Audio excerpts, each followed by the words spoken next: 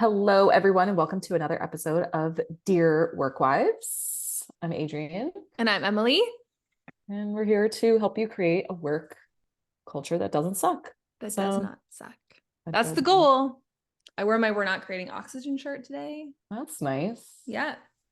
Also because it's It's one laundry of our day. mottos around at Clockwork. So, because we're not creating oxygen. And I think a lot of these toxic bosses could stand to remember that. yeah, they definitely think that we are. Well, Yeah. that's started because I used to work for I used to work for a whole organization that thought we were creating oxygen. Yeah. And I'm like, you literally were cutting oxygen down. So you were doing the exact opposite. You were limiting the production of oxygen, actually. Yeah. So we're actually not creating it. yeah. So we are creating toilet paper. Which is almost the same thing, if we're being honest here. Yeah. Just as essential. I mean, I'm so glad I was not in the paper industry when COVID happened. I just thought of that. Like, could you imagine? It must have been really stressful. Really stressful. It was the hottest commodity for months. Hottest. And if the trees aren't treeing, you just can't get them. Thin air. Yeah. Like, but they were also probably, so what happens, obviously, supply demand, you just have to pay a lot more. So the like the loggers and the foresters were probably just making a lot of money. Yeah. People always know how to capitalize on opportunity. Good for them. Yeah. You know? Not really, but okay. I mean, whatever. Capitalism. Yeah. Yeah. Well, I wanted to play a game. Oh, okay. I'm excited. Yeah, it's gonna be like this or that work edition. Okay. I'm ready. Okay. You ready? Yeah. Okay. Monday meetings or Friday meetings? Monday meetings. Yeah. Agree. Friday meetings are abominable. Like, even when we worked on Fridays at Clockwork, we never had meetings on Fridays. Except for like cool. We had to, sometimes we would have like an Enneagram call, which was like basically just like a hangout session. And even that people were annoyed by sometimes. And I was like, listen, y'all, like, we got to work with other people's schedules too. Like, yeah. You know? Yeah. But definitely Monday meetings. Mondays are for meetings, in my opinion. What about morning meetings versus after lunch meetings? Okay. So this is a controversial topic for answer, I think. For me, I actually prefer to meet in the afternoon because I work better in the morning. Yeah. And in the afternoon, when I've like hit my slump, if I have a meeting, I can like be engaged. But if you ask me to write sales copy at 3:00 in the afternoon, I'm definitely having a nap. So yeah, it's not happening. It's not happening at all. Zero chance. So I'd rather have afternoon meetings. I agree with that. Why do we have so many morning meetings then? Let's change them all to afternoon meetings. I would love that. And then have mornings free, because honestly, after, like, you're my boss. So, but it's true. After about 2 to like 3 for sure, but sometimes 2, like, it's really hard for me to like do certain tasks, you know? Yeah. But at like 8 a.m., no problem. Yeah, totally. Yeah. Okay. 9 to 5 or flexible hours? Okay. So is this supposed to be rapid fire? Because this one I have like a complicated answer for as well. Oh, we can talk about it. It doesn't need to be rapid fire. Okay. So I think that, like, for the stage of life that I'm in, I very much appreciate having flexible hours. But I do think that it causes me a lot of anxiety and stress about making sure that I'm working, air quote, enough. Yeah. Whereas when you have the structure of like 9 to 5, like, you show up at 9, you're done at 5. And for like the day to day, I just find like the structure is very comforting. But I, like, now that I've been working in the flexible hours for so long, I obviously very much appreciate the lifestyle that it leads you, but it does cause me some extra like math every day. Like, do I, if I start at this time, or if I need to do this, then I need to add this. And it just gets a little stressful. Like, did I work enough? Am I doing enough? I think it's more like wishy-washy. So I don't actually know. I don't know. What about you?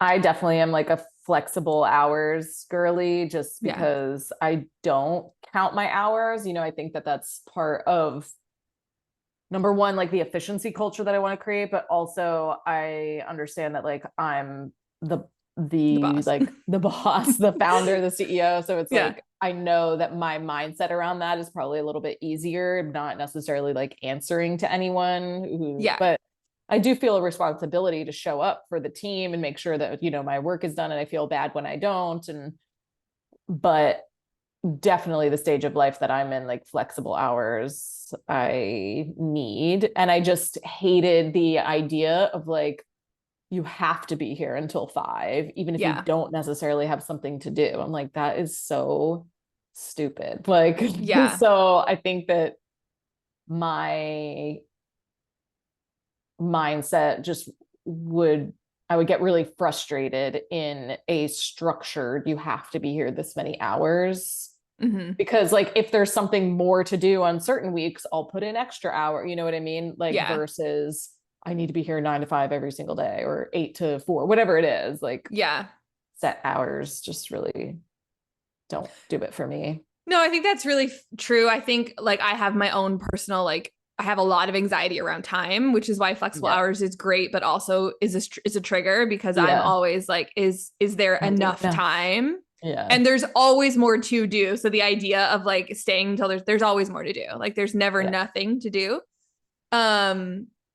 But life would be a lot harder, and I would have to like pay for babysitters and all that stuff if we didn't have the flexibility. So I think it's just one of those things where it's like I'm so accustomed to it that I don't, it's like you don't realize how good you have it almost. You know what I mean? Yeah, like if you had to go back to I feel like it would be like, oh my God, what did I ever complain about? And it's not that I complain, but I do just know that time is a trigger for me. So flexibility, sometimes I have to be mindful that like sometimes I'm like, do I take it too far? Or like, am I being too loosey-goosey over here? You know? Yeah. You're not, so don't worry. I also think too, like even the thing I appreciate about our culture is some days like you just don't have it. So even if you have a lot to do, but like you emotionally, mentally, creatively don't have it. Yeah. So like rather than feeling like stuck, oh my God, well I have to just crank it out. It's like, it's okay. Like I can try this again tomorrow. You know what I mean? And it's not admit like it's not my day. I don't have it today, you know? Yes. Like me before we hit record. What about, this will be an interesting one since we're virtual. I can't like see your desk. Messy desk or a clear desk? I think I keep it relatively. It's not messy, but it's not clear. It's not empty. You know, like I have stuff on my desk, but it's not a mess. And part of the problem is like all the cords that. Oh, see, I just messed it up. Part of the problem is all the cords. Oh my gosh. There we go. That come, I tried to pick up all my cords. I'm not touching them, but there's so many cords that come with this. So there's just like cords all over my desk all the time. Okay. But anyway, what I mean, your desk is pretty clear. I like it clear, but it gets messy sometimes. Yeah. Like, but I would prefer for it to be clear, but sometimes like I have these from yesterday. Perfect. Desk drawers, another question. I don't have any drawers on my desk, so that's the problem. My drawers are a disaster. Okay. A disaster. But the top of the desk has like the clockwork book, a candle, some pens, and a cute little holder. Like it's cute, you know? Yeah. The drawers are everything just gets shoved a landfill. Yeah. Would you rather have daily check-ins or weekly meetings? With you? With you, like every day. With I think daily check-ins is excessive. I think Slack, like I think Slack does a good enough job for that, and project management tools. Yeah. Like, honestly, we don't sometimes need a daily team meeting. No, but honestly, even sometimes a weekly team meeting is like not necessary. Like there's nothing to say. Yeah, if we don't have a lot going on. Yeah. Yeah. But I guess weekly meetings. Last one. Okay. This is fun though. I don't want grilled cheese or mac and cheese? Grilled cheese. Oh, wait, hold on. Grilled cheese. When you say mac and cheese, I think like boxed mac and cheese, and like, which I do not like. Oh, interesting. Very But controversial. I hate it actually. I only like one Annie's white cheddar and shells. That's the only one I'll eat. I know, I'm such a snob. Yeah. But I love like a homemade mac and cheese. But Okay. I think I would still choose grilled cheese over that. I don't think I've ever made a homemade mac and cheese. What? Like I'm sure I've eaten it at shindigs or family Barbecues? Yeah. get-togethers, but I've never made homemade mac and cheese myself. Like I've only made the box kind for my Oh my children. gosh. A terrible I mother. used How to do you make it make all. it? So I found this recipe from Half Baked Harvest where you measure the water and the pasta, and so it's like the right amount. So the water. Pasta. You're hilarious What? and Canadian. Pasta. Pasta. Pasta. Pasta. Pasta. Pasta. Okay, whatever. Pasta. Pasta. Sound Anyway, off in the comments. sound off in the comments. Pasta or pasta. Pasta.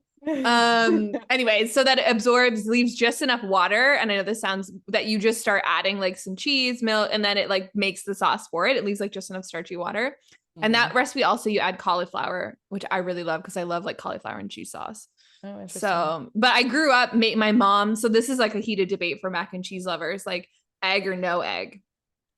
I grew up and my mom made the kind where it had like egg in it, and I'm like, no, I'm like a Like you can cheese sauce see girly. the egg, or it's like mixed into the sauce. It's like mixed into the sauce, but it's like baked. You know, Okay, I okay. am like a cheese sauce girly. Like I mix my noodles with a cheese sauce, and that's what I like. Oh yeah, I like that too. Yeah. I don't know I what think you're that's talking the about more with the egg, traditional, but like Southern style. But maybe I'm wrong. I'm totally generalizing. I'm Canadian. I don't know anything about regional cuisine about down there. Southern So style. yeah, that's just what they sell me here in the stores, you know? Yeah. I wouldn't know, I guess, if I had Yeah. had the egg one, unless Yeah. the consistency is very different. But It's always baked, but I guess some people do the cheese sauce one and then bake it. But okay. I I don't just know. realized my shirt's on backwards. Perfect. I couldn't I tell. So know, but look, you just look down and see the tag. I just felt it. I was like, is this on backwards? Yeah. It's okay. Sure. When we were camping, my shorts were on inside out for half the day, and I couldn't tell because they're just like athletic shorts, you know? So yeah. What about you? Mac and cheese or grilled cheese? You can't really do I have either of tomato those. soup? 100%. If I have tomato soup, grilled cheese. If All I day, don't, every day. mac and cheese. It's fair. It's fair. But yeah, lactose intolerant, so I don't really eat that very often. If I do eat it, I either take a lactate beforehand or I just know I'm going to suffer. Yeah. Because Sometimes it's worth lactose-free it. cheese is like not, it No, doesn't it's have the not. pull, the cheese pull. No, it's not good. Like, Yeah. doesn't melt right. Yeah. Like I've had like vegan pizza and like the cheese is just like this too creamy texture that like gets Yeah. stuck to the roof of your mouth. It's disgusting. I can't. Yeah, I feel you. So There's a sometimes store you here just called like Nuts for Cheese, and they make all these cool cheeses out of nut milk. And like it's really cool, but I'm just like, I'm really glad that I can eat regular cheese. yeah. You're like, cool for you, but Cool no for thanks. you. Yeah. Yeah, no. So today's Tyler's birthday. My husband. Stop. Oh my gosh, Tyler. Yeah. I want to message him right now. Right Actually, now. I'll do it after this. Sorry, Happy rude. birthday. So Happy birthday, Tyler. he's gonna go He's to so the movies sneaky. by himself because He's gonna that's go his see- love language. You gonna go see Oppenheimer? Barbie, of course. He's gonna No. go see Barbie? No, he's going to see Oppenheimer. Oh, he's not gonna do the double feature? Well, I wanted to do the double feature. Like I wanted tonight to go to Barbie, but he's going to let me know how he feels after Oppenheimer because he said it's, it's going to be pretty heavy and a lot to process. He might not be ready for Barbie. So we'll see. But he might also need it. You might need it. Yeah. I've heard Barbie is so good. So good. I think I'm going next week to see it. I can't wait. I was like, I'll wait. And I was like, no, I need to see it. This is like a cultural thing. So I need to go. So I'm excited. At some point, I want to go see Barbie, whether it's with Tyler or my friends, because some of my mom friends said that they would go with me. Yeah, so we're gonna go to dinner for his birthday at least. And the thing that he asked for, he's like terrible at telling me what he wants for his birthday. Does your husband do this? Or does he? I don't want anything. I don't need anything. And then they're like disappointed when you have nothing. I'm like, okay, here's nothing. Yeah. Hope you're hungry. for the taste of nothing. Yeah. Enjoy. Yeah. Don't hold this against me. Yeah.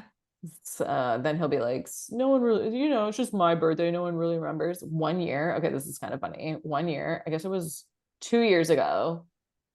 For some reason, no one besides me remembered that it was Tyler's birthday. Like, literally, not even his mom. Like, not my mom or dad called him, not my brother, not his Oh my God, friends, that's so not his sad. mom. That's heartbreaking. And like, we just didn't say anything because then it was just like funny. Like, towards the end of the day, he's like, Yeah. are we going to get through the day with no one calling me for my birthday or even texting me for my birthday? Yeah.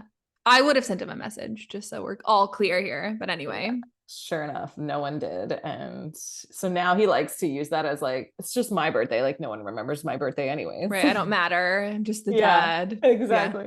Yeah. I'm like, I always remember your birthday. I always want you to feel special. But if you don't tell me what you want, then it's hard for me to like Yeah. feel special and get you what you want. But Yeah. he did tell me he wants 3 quotes for us to screen in our like patio. He wants to like screen in the patio so we can not have bugs out there and enjoy it a little bit more. So yeah, I gotta get that.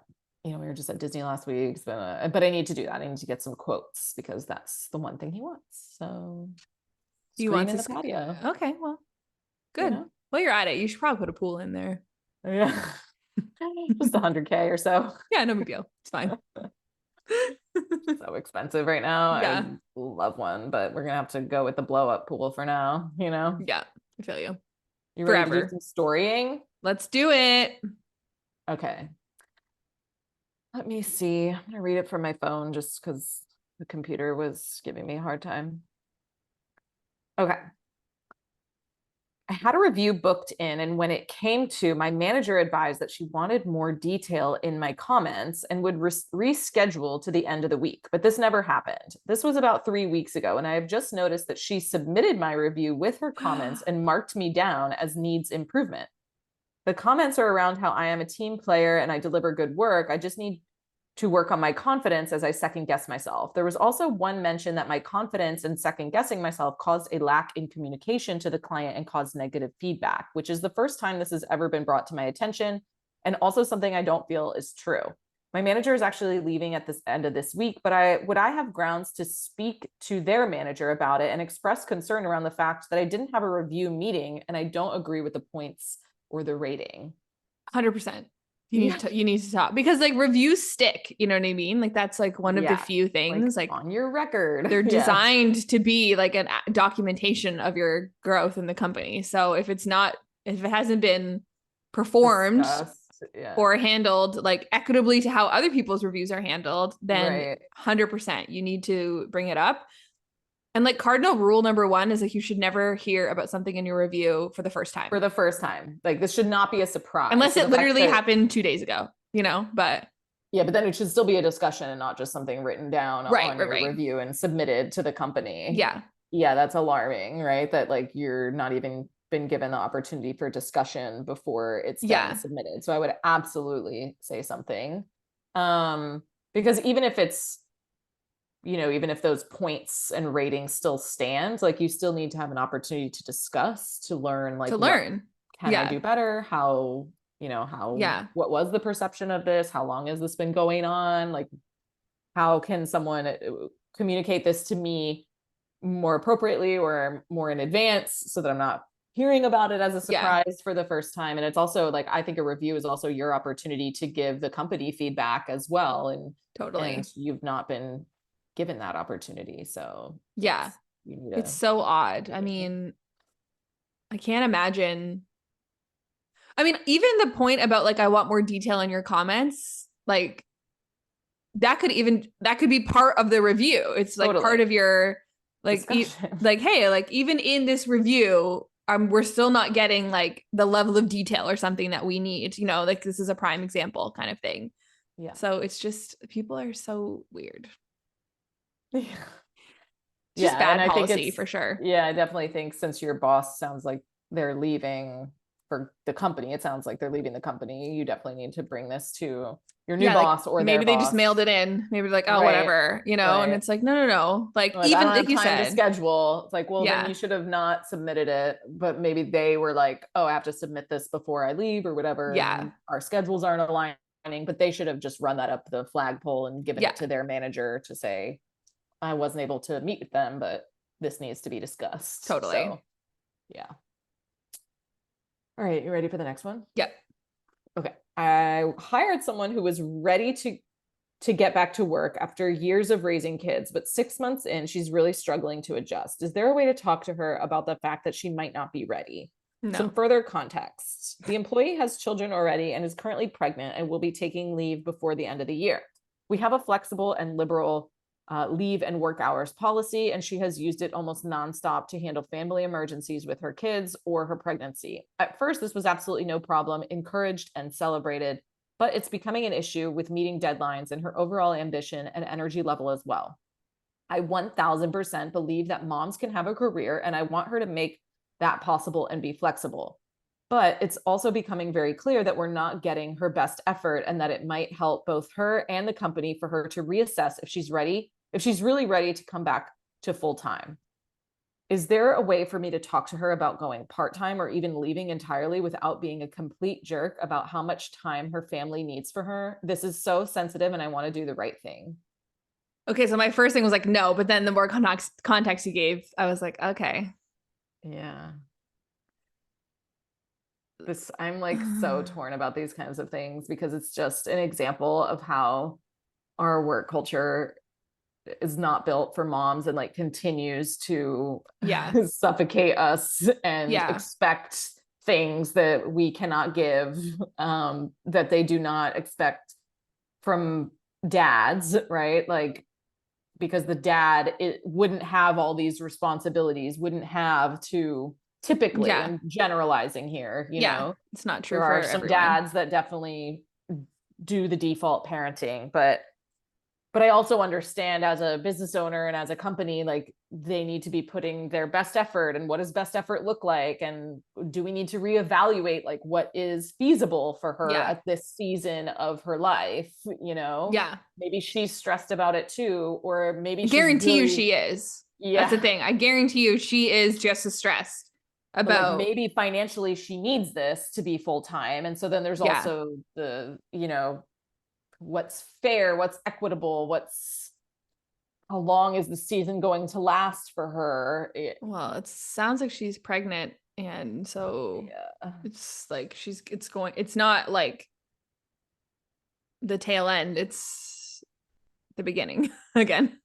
Yeah. To me, like I don't have an issue with the needing to be present with your kids, the needing to take time off. It's the conversation, in my opinion, needs to happen around the work, the workload, the Yeah. capacity, the meeting expectations. And right now, Yeah. in terms of her performance, she's not meeting those expectations. And so, Yeah.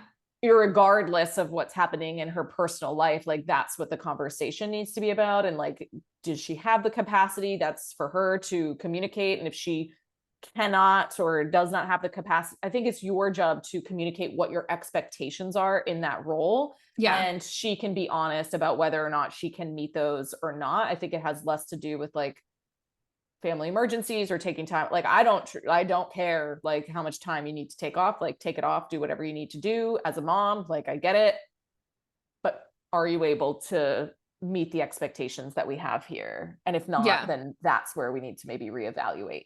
And I don't think it's bad to, offer a part-time if that's going to be better fit for Mm-hmm. her.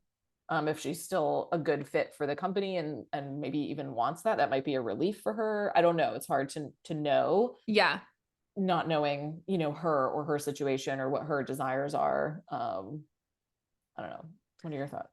I think that the hard part with these types of situations is the fine, like where do we draw the line Yeah, between being accommodating and like you're saying, we're a expectations and company. standards not being upheld. Yeah. And also, like, I can't even believe I'm saying this, but like, also on the flip side, it's like, what happens if she has to, does someone have to pick up the slack?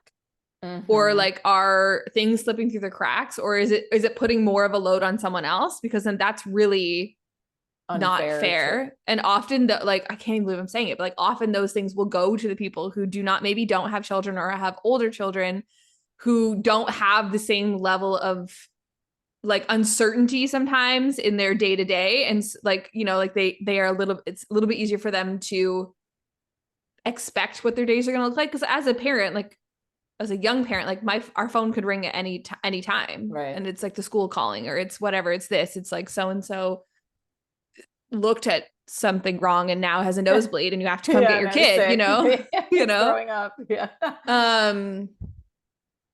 So I think you have to look at this is something that I've really like have been trying to figure out is like, what's the impact on the culture if there's someone who requires more resources. Yeah,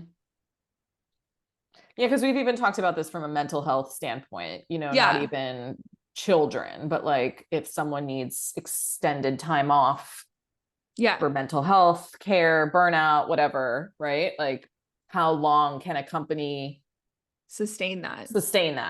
Yeah. And like, even as like they say the words, I'm like, it feels icky, which is, I'm just like, I don't even like, I don't believe that. But I also know that like, in order to employ everyone at this company, we need to make revenue and people need to do their jobs. So it's like that cycle of like, there's like a practical side of this. And then there's also the compassionate, empathetic side of like wanting to do what feels right for the person. But it's like, but especially as a small business, I'm often stuck between a rock and a hard place but I need this work done in order to stay in business. And it's not fair to the other people to just pass it off on them and then continue paying this person. Or delaying projects or delaying deadlines. Answer. Like I feel like I've been thinking about this for the past year and a half because we had some situations on our team where we had to ask this question and think about this, like how long can we sustain, having someone need to be out or need more flexibility, and being compassionate towards them, but also having expectations that we have to meet. I don't have the answer, truly. It's so having hard. deadlines that have to be met, or we're not going to make people money. Are having to pick it up because I can't afford to hire another person in addition to this person that's on leave. I think for this particular instance, like you can have flexibility, but also have like clear expectations that have to be met. Yeah. And this is where, like, to circle back to like, this is where like the number of hours is like such an easy metric that people like focus on, because it's like, performing your hours? Can you work your hours? But it's like those hours, to your point, like you could be doing shit work in those hours because you're just like, well, I got to get my hours in, I'm going to lose my job. But like, meanwhile, you have a baby on your lap or something like that. Because clock in here. Yeah. Right. So like, it's by no means perfect, but like, how else do you put expectations on? Also depends on the type of role. Is it something where you have to be like, it's like every day it's the same type of job that takes the same amount of time, or like me, I was saying, like creatively, like some days I can crank out 10 emails and some days I can't even do one. Yeah. So it's so nuanced. And so I appreciate the further context of being like, it's clear this person wants to support them, but obviously has a business that they have to maintain. I think you need to be really clear on your expectations. And then you need to also, I don't know, like you could offer them part-time, or, I think that you need to be really clear about the performance expectations, where the performance is lacking, and an honest, transparent conversation about like, does she feel she can meet those expectations? What are the things that are holding her back from meeting those expectations? What is going to change? Because right now those expectations are not being met. Were those expectations even clear to begin with? Maybe not. Maybe she didn't know. And so we can start fresh from there. And then I would talk about capacity. I think it will naturally turn into a capacity conversation, but you know, communicating like, are we at capacity? Are we over capacity? Like, do we need less? Yeah. Do we need more? Obviously we don't need more. Yeah. Like, but I think that if you're able to be open and honest about those things, then I think going into the what do you want conversation will be easier. Like, Yeah. what does she really want? Like, does she want to make this work? Does she love this job and it's just a tough season? Like, does she want to be working full time, or Yeah. is she like, I want to be doing less? You know, Yeah. that might be really easy and transparent for her to share once you have an open, honest conversation about Yeah. performance, meeting expectations, capacity, where we're at, you know. But Yeah. yeah, It's definitely a nuance. I wouldn't like come out the gate being like, you need let's to talk about part-time hours, because I don't Yeah. think part-time hours necessarily solves it if they're unclear on the expectations Yeah. and performance. You know, I think that has to be the first piece of it, because you communicated she's not giving best effort in the work that she's doing. So Yeah. like, that needs to come first. And what do we need to change in order for her to be able to give best effort? I think that's the question, right? Like, what does best effort look like for you, for her? Yeah. What does she need to be able to give best effort, and let her kind of communicate, I need to work less, or I need less on my plate so that I can like nail these 5 things instead of juggle these 10 things, you know. And I need this type of support or these accommodations. And then you can communicate whether or not you're able and willing to do those things. Yeah. So. But I think this is such a nuanced and like not like hot button topic, because the workforce is changing all the time. And, you know, any company that's you want to work for is a company that's having these conversations. How can I support my team in the most healthy but equitable way and still, you know, keep this company afloat, you know? Yeah. Basically, the workforce was not built with the intention of children. Two working parents. Yeah. And having children in the mix, you know? So it definitely favors single people, working parents who don't have the responsibility of the children, whether that's because financially they can afford care, or because they have financially they can afford to have a partner who stays at home, or maybe they have supportive family, friends, grandparents, whatever. Like, that definitely is where the structure, the corporate structure that we have, or the workforce structure that we have, even small businesses, not just corporations. If you think about, like, even if both parents worked, like, odds are your maybe grandma never worked, so she's able to help with the kids, you know, like both of my parents still work. Yep. James's parents just retired, but they're like they're at retirement age, you know what I mean? It's like, but I'm like, both of my parents still work, and my kids are 8 and 10, almost 8 and 10. It's like, I'm at the point now where, like, actually I'm not gonna, if the school starts calling, I mean, I work from home, but like pretty soon, like, my kids will be old enough to just come home. Stay at home.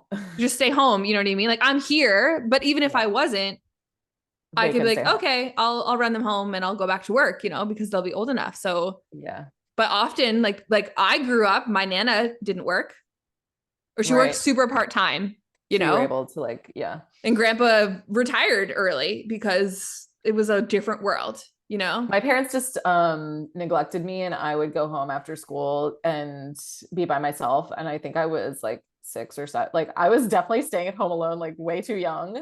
Yeah. But it's fine. But my mom was a single mom at the time. So she had to work. What was she going to do? Like, when I come home from school, like, that's just how it had to be. That was just a different time. Yeah, a different time. Yeah. I don't know. I used to play with the neighborhood kids. I guess their moms were home. I think it was more like, she's village. Fine. Takes a village. Village. Yeah. But all that to say that, like, our economy is not built for 2 working parents or single working parents. It's really hard. And I also understand the business side of it. It's really hard because as a business, you still need to get the work done. So I see both sides of this, but I know that it's not fair. You know, I know that this is so challenging for moms specifically, but all parents and parties involved. So hopefully you can have a fruitful conversation about how compassionate you are and how much you care and how much you want that, but you can Right. still be honest about like the business and what the business needs too. Yeah. And any sane person would understand that, you know? Yeah, because like maybe her partner like works the kind of job where like they're not able to help with those kind, like James isn't able to help with, Right. like, you know what I mean? It's not that he wouldn't, he would, but like that's not the job he has, you know? Yeah. So, Mm-hmm. you know, she might have to be figuring this out on her own. So, Yeah. All right, okay, last well, one. Ready? okay, yeah. It's a like am I the asshole one, which Okay, you okay, love. perfect. Okay, I'm a manager. I work in a partnership management and have someone who reports into me. Let's call him Mike. Mike is partially deaf, so he either has his hearing aids in or we just speak a little louder to him. Mm-hmm. So we're in a meeting with a client and Mike doesn't have his hearing aids in. The client is speaking just below a normal level. Fine for me, but Mike is having trouble hearing. After almost every sentence, he is asking if what was said by the client can be repeated and often asking for the repeated sentence to be repeated. It's getting to a point it's quite distracting and the client hasn't put two and two together. I then said something along the lines of, could you, the client, speak a little louder as Mike has trouble hearing? Client says, okay, and we're good for the rest of the meeting.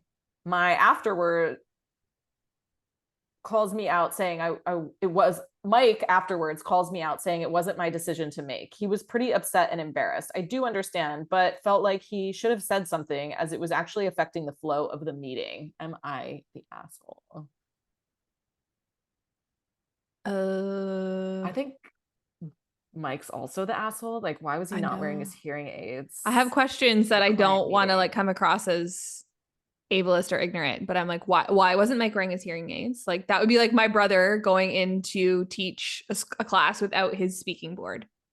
Like Right. it's Like, not, he can't, not it's a tool he possible. needs to communicate, Yeah. and Like, and taking a and he job that he knows knows he that. has to communicate, you know? Right. So same thing with Mike. Like he knows he's sort of obviously he's asking the person to repeat themselves and then repeat Yeah. themselves again, which I imagine would be very frustrating. Yeah. But I also like on the other side, like Mike is very used to advocating for himself, I would Self. imagine, and also has a different perception of communication or just a different experience with communication, and maybe is very used to having to ask people to repeat themselves and is just kind of like, this is my life, and like resigned to it almost. Yeah. So to him, it probably feels more normal to just be, Like oh, it was not it wasn't disruptive that to big of a him. deal to him, you know? So I think Mm-hmm. probably the supervisor should have maybe been like, oh, let's take a like a water break or something, you know what I mean? Like, and And talk talk to to Mike Mike. privately. Yeah, like can you put your That's hearing what aids should have in? happened, you Or know? yeah, like Yeah. Or like, you know, it's I maybe wish, frustrating for the client to continue to repeat themselves. I don't know. Maybe we can ask the client to talk louder. yeah. Like, you know, I think I could imagine that the biggest piece of it was just the outing of His disability his when disability when that's he, his to decide if he wants to share yes. that. Yeah. Yeah, I 100% agree with that. So I think it should have happened in private, and the manager either should have found a way to like, oh, we need to take a break for a second, um, or I don't know, like text your text someone and be like, come knock on the door and say we have a call. You know what I mean? Like find a way Mm-hmm. to break this meeting, or just get through that meeting and then talk to Mike afterwards. Or even like ask the client. I agree with everything you said. Those are like good Yeah. things that they could do. But even if you didn't want to like break the meeting or something, like could you have asked the client to just speak louder instead? Like it's Yeah. because you Just said that he was talking like below a normal level. So I don't right. think it would have been wild for you to be like, hey, can you know, I'm having a hard time Yeah. hearing what you're saying as well. Like, would you be okay to speak a little louder? Totally. Um, Yeah. Just it take it sounds on like it was in yourself. person too. Yeah. So Yeah. I think that makes without like sense too. outing someone else, you Yeah. know, because it's not, and I've done this and I felt terrible. I've done this to my husband, like about certain things that I'm so like open. I like share everything because Yeah. I don't know, it's just how I am. I don't know how to be. I feel like I'm holding things back if I'm Yeah. not telling everybody everything that's, you know, going on Totally. for me. But my husband is not like that, and I've like accidentally outed him about certain things that he was like not comfortable sharing with other people, and I felt, and like he told me afterwards, and I felt terrible. So I also think just apologizing to Mike, you know, about why you did that, and that you understand that was not the right thing to do, and it was not your information to share, and you should not have done that, just so that he understands you respect his boundary and you're compassionate too. Like, totally, you made a mistake here, and that was not your information to share, because I've been on that side and it does not feel good. But apologizing is a good way to start that repair. Start repairing it. Yeah. That's all she wrote. That's a good one. Some juice, like some like, we always say juicy, but like some nuanced ones for sure. So you can submit your stories. Are you one of those people that doesn't like the word moist? No, it doesn't bother me. Okay. Moist? No, it doesn't bother me that much.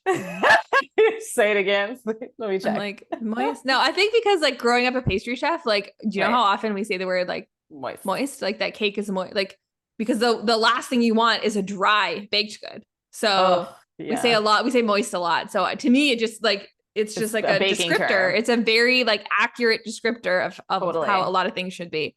Yes. You know? I wonder why that word bothers people so much. Is there a word that bothers you? Not really. Like, yeah, I can't think of one. Nothing that like jumps to mind. Oh, actually I have a word, but it's like a curse word that like I cannot, and Tyler knows, and so like sometimes he'll say it. Oh, can you spell it? TWAT. Oh, hate that word. Like, why? My mom used to always say it, and it's just like a trigger. Yes. Yeah.